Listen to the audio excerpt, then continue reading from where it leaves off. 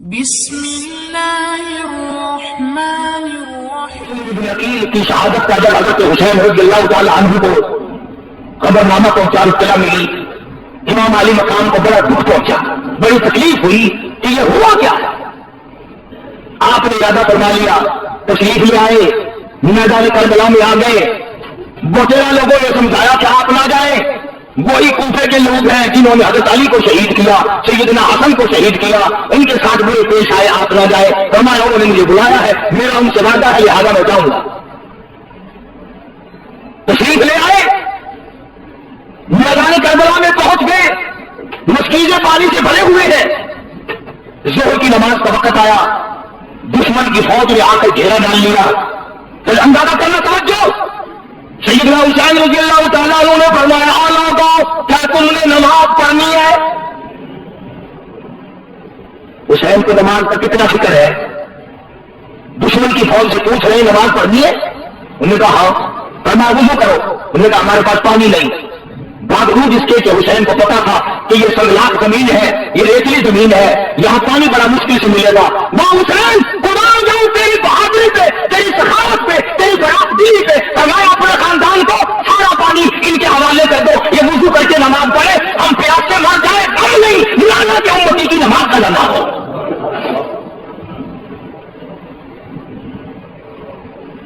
سارا پانی دے دیا، ورنہ پیاسے ہونے کی نوبت ہی نہ تھی۔ دوسرے کی نماز قضا ہونی گوارا نہ کی، اپنی نمازوں کو کیسے ترک کرتے۔ آخر میں آ کر کے جب ٹھن گئی، کوئی بات نہ مانی، انہوں نے ایک ہی مطالبہ رکھا، ووٹ دو، بیعت کرو، یہاں کھڑے کھڑے بیعت کا اعلان کرو۔ سیدنا حسین رضی اللہ تعالیٰ عنہ نے اپنا نسب نامہ بتایا، اپنا حسب نامہ بتایا اور خطبہ ایسا دیا، میرا ایمان ہے اگر یہ خطبہ پہاڑ کو دیا جاتا ریزہ ریزہ ہو جاتا، آسمان کو دیا جاتا ٹوٹ کے گر پڑتا، زمین کو دیا جاتا زمین پھٹ جاتی، مگر وہاں لوگوں خطبہ دینے والا فاطمہ کا شعر اور سننے والوں پہ کوئی اثر نہیں۔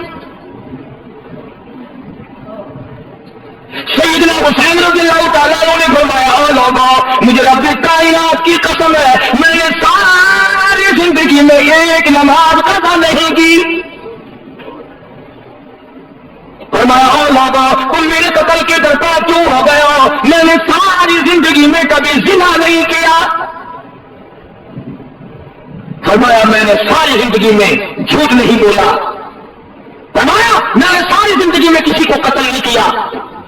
میں فاطمہ الزہرا کا لفظ جگر ہوں، میں شیر خدا کا نور نظر ہوں، امام الانبیاء سے کنٹوں پہ سواری کرنے والا، نواسہ رسول ہوں، جگر گوشہ بطون ہوں، میرا حسب نسب پہچانو، کل قیامت کے دن تم میرے نام لا کے حضور میں شفاعت کے لیے جاؤ گے، کچھ خیال کرو۔ مگر انہوں نے ایک نہ سنی، انعام کا لالچ، اقتدار کا لالچ، حکومت کا لالچ اندھا کر دیتا ہے، نہیں نظر آتا آگے کون ہے، کس قسم کا آدمی ہے، اس پر ظلم ہوگا تو ہم کو خدا کا کیا پہرائے گا، وہ کہتا بڑا کام نہیں کرنے کے وہ بس پھر دیکھی جائے گی۔ حسین نے بھی جواب دے دیا، فرمایا یہ تو یا تو مجھے سرحد پہ جا کر جہاد کرنے دو، میں شیر کا بیٹا شیر ہوں، یا مجھے واپس مدینہ چلا جانے دو، اور یا پھر تم اپنے بڑے سے میری ملاقات کراؤ۔ نہیں، یہی کھڑے کھڑے آپ کو بیعت کا اعلان کرنا پڑے گا۔ آپ اعلان کر دیں کہ وقت کے حکمراں کو میں نے ووٹ دے دیا، پھر ہم آپ کی مہمان نوازی کریں گے۔ فرمایا یاد رکھو میں نے خاتون جنت کی چھاتیوں کا دودھ پیا، امام الانبیاء کے ہاتھوں سے کھایا پیا، میں رحمت للعالمین کی گود میں پڑا ہوں، یاد رکھو میری یہ گردن کٹ سکتی ہے، جھکنے کو تیار نہیں۔ اگر میں جھک گیا قیامت تک کی امت کو حق و صداقت کا سبق کون سکھائے گا؟ مسلمان کہا کریں گے نواز رسول نے سودا کر لیا تھا، ہم بھی کر لیتی ہے۔ فرمایا میں خاندان دے سکتا ہوں، اپنا جاگو حشم دے سکتا ہوں، اپنا ساتھ دے سکتا ہوں، تم سب کچھ کر سکتے ہو، مگر حسین کا زمین نہیں خرید سکتے، حسین کا ایمان نہیں خرید سکتے۔ اور تمہیں معلوم ہونا چاہیے میری گھٹی کو تو دیکھو، مجھے تو امام الانبیاء نے اپنے منہ مبارک سے لوہا میں لے کر گھٹی دی ہے۔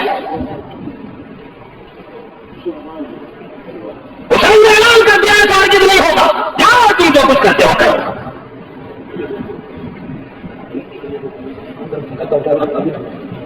کوئی قضا نہیں والا عرض کر رہا تھا سیدنا حسین رضی اللہ تعالی عنہ نے جب دیکھ لیا کہ یہ بعد نہیں آتے اور حالات بگڑ رہے ہیں، حسین قربان جاؤ تیرے شام کے، یہ نہیں فرمایا مجھے 2 دن کی مہلت دو، میں سوچتا ہوں اپنے خاندان کے لوگوں سے مشورہ کرتا ہوں، کہیں سے پانی منگاتا ہوں، کوئی آدمی بلواتا ہوں، بلکہ فرمایا او لوگوں مجھے 1 رات کی مہلت دے دو، میں 1 رات تم سے دعا استغفار اور قرآن کی تلاوت اور نماز کے لیے مانگتا ہوں۔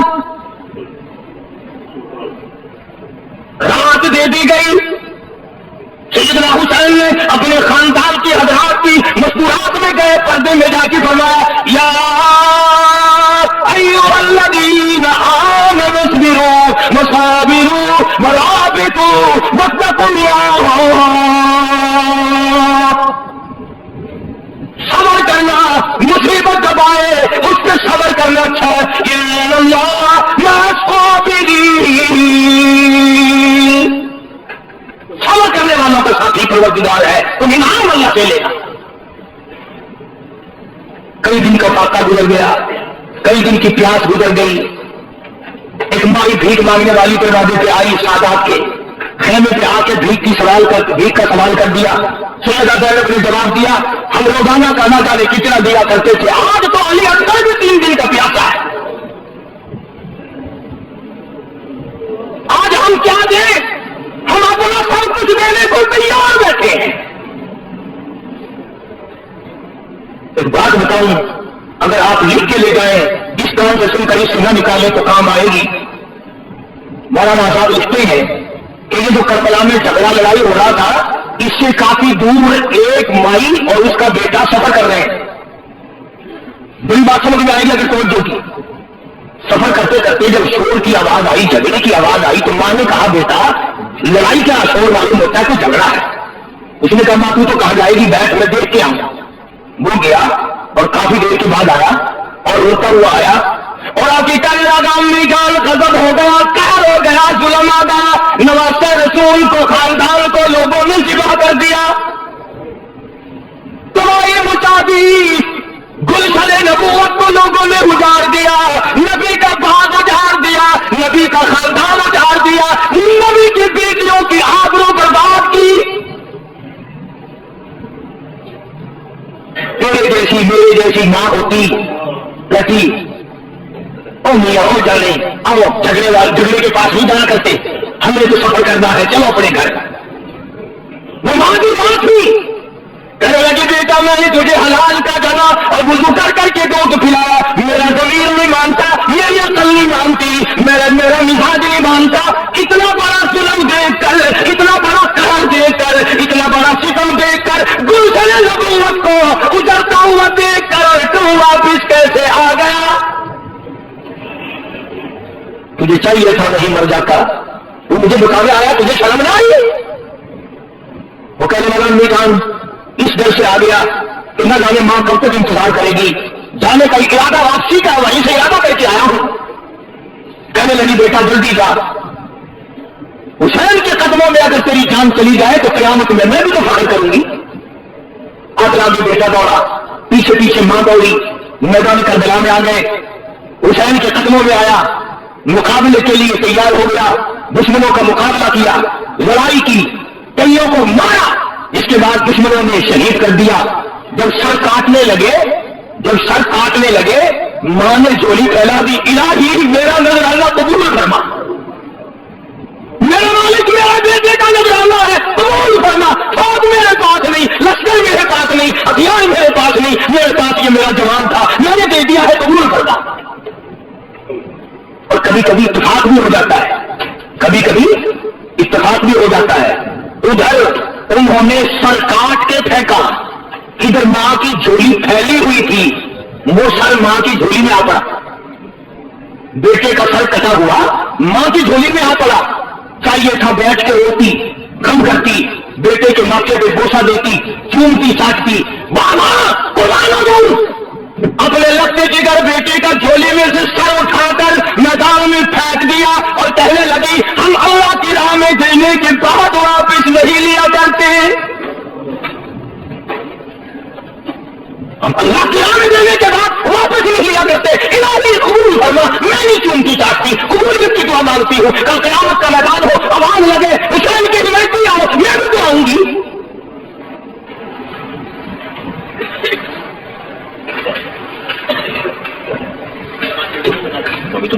سیدنا حسین رضی اللہ تعالیٰ عنہ نے صبر و شکر کے ساتھ اپنے آدمیوں کی صفیں بنا دی، بڑا سمجھایا، ارے زمین پھٹ جائے گی، تم پہ آسمان گر پڑے گا ظالمو، فاطمہ الزہرا کا بیٹا ہو، میری اماں کی عظمت کو دیکھو، میرے باپ کی بہادری کو دیکھو، میرے نانا کو دیکھو، سہم کرو۔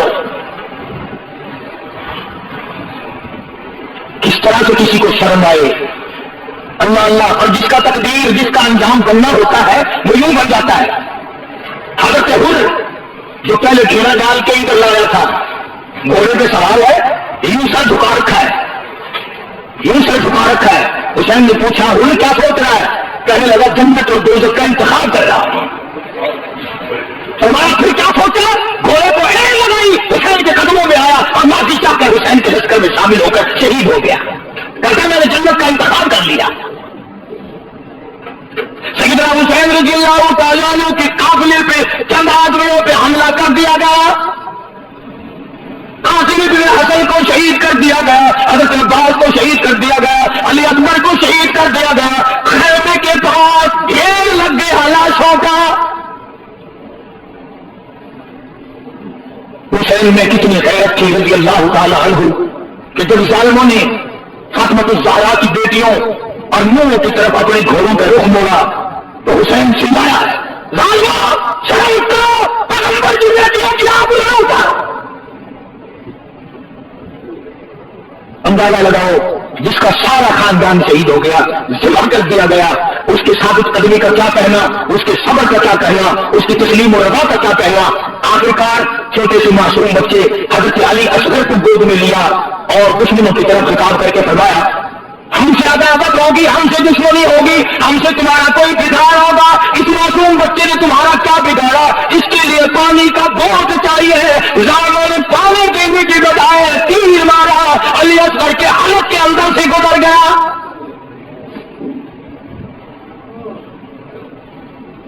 خون کی چنی بھری اور آسمان کی طرف حسین نے پھینکتے ہوئے، الہی دیکھ نہیں رہا تیرے محبوب کی نوازے کے ساتھ کیا بن گیا۔ تم نے رونا تو حسین سے سیکھ لیا، صبر کرنا کم سیکھو گے۔ اس نے سارا خاندان دے دیا، بانجے شہید ہو گئے، بھتیجے شہید ہو گئے، بیٹے شہید ہو گئے، تمہیں تنہا رہ گئے۔ مولانا آزاد لکھتے ہیں 80 زخم تھے بدن پہ تمام ہوتی ہوں، 80 کے قریب زخم تھے۔ سیدنا حسین رضی اللہ تعالیٰ عنہ کو لڑتے لڑتے اتنی پیاس لگی، زبان تالو سے چپٹ گئی، گھوڑے کو دوڑا کر دریا میں جا کے ڈال دیا۔ اور مسلمانوں اندازہ لگاؤ، جس دریا کا پانی گھوڑے پی لے کوئی حرج نہیں، کتے پی لے کوئی حرج نہیں، بھینس بکری پی لے کوئی حرج نہیں، دنیا کے درندے چرندے پرندے پانی پی لے کوئی حرج نہیں۔ کمال ہے نواسا رسول پہ پانی بن گئے، اور وہ پھر بھی جھکتا نہیں، وہ پھر بھی دکھتا نہیں، وہ بار بار کہتا ہے ہری ہے شاخ کمرنا، ہری ہے شاخ کمرنا، ابھی جلی تو نہیں، اور جگر کی آگ دبی تو ہے، بجھی تو نہیں۔ تم کیا کہتے ہو؟ تمہیں میرے ایمان کا اندازہ نہیں، میں اپنا قیمہ بنوا سکتا ہوں، ایمان کا سودا نہیں ہو سکتا۔ میرا سب کچھ چلا گیا اور بھی سب کچھ چلا جائے، میں نانا کے دین کا سودا کرنے والا نہیں۔ نماز کا وقت قریب آیا، پانی پینے کو نہیں، لب خشک ہے، زبان خشک ہے، 3 دن ہو گئے آنکھوں نے پانی نہیں دیکھا۔